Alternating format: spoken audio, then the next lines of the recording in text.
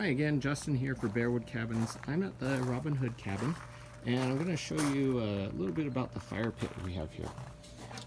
So this is the covers the burner.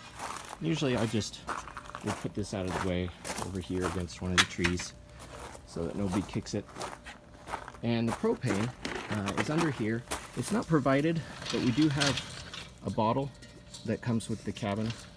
Belongs to the cabin, so please don't take it with you, but you're welcome to take it and refill it if you need to.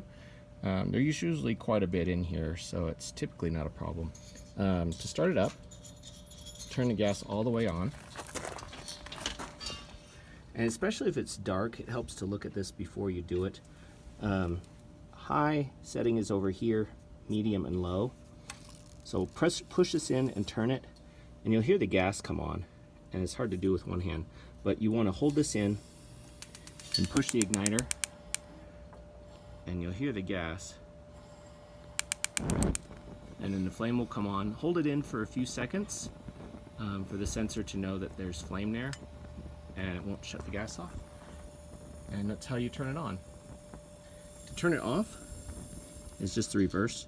Turn this knob all the way to this off dot. You can see it right there.